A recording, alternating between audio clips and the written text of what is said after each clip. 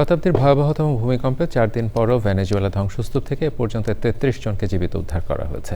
দেশটির সরকারি হিসেবে ভূমিকম্পে এখন পর্যন্ত মৃতের সংখ্যা 1,500। এখনও নিখোঁজ হাজারো মানুষ। সুদীপ্তা মাহমুদার রিপোর্ট।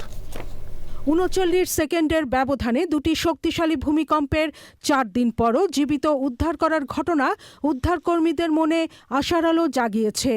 মার্কিন ভূতাত্ত্বিক জরিপ ইউএসজিএস বলছে, ভূমিকম্পের 72 ঘণ্টা পর ধ্বংসস্তূপে আটকে পড়াদের জীবিত পাওয়ার সম্ভাবনা অনেকাংশে কমে যায়। তারপরও আশা নিয়ে উদ্ধার অভিযান চালিয়ে যাচ্ছেন ভেনেজুয়েলা ও অন্যান্য দেশের উদ্ধারকারীরা।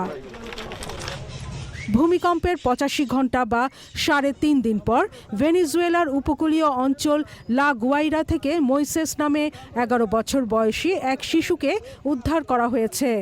কংক্রিটের ধ্বংসস্তূপের প্রায় 3 মিটার গভীরে চাপা পড়েছিল সে। কলম্বিয়ার দুর্যোগ ব্যবস্থাপনা দলের দীর্ঘ 6 ঘণ্টার অভিযানে তাকে জীবিত উদ্ধার করা হয়। এর মাত্র কয়েক ঘণ্টা পর কারাভালেদা শহর থেকে 11 বছর বয়সী আরও এক শিশুকে জীবিত উদ্ধার করার কথা এক্স পোস্টে জানিয়েছেন দেশটির অন্তর্বর্তীকালীন প্রেসিডেন্ট দেলসি রদ্রিগেজ। ভূমিকম্পের 4 দিন পর লা গুয়াইরায় টানা 12 ঘণ্টার চেষ্টার পর বাবা ও ছেলেকে জীবিত উদ্ধার করে ফরাসি সিভিল সিকিউরিটি।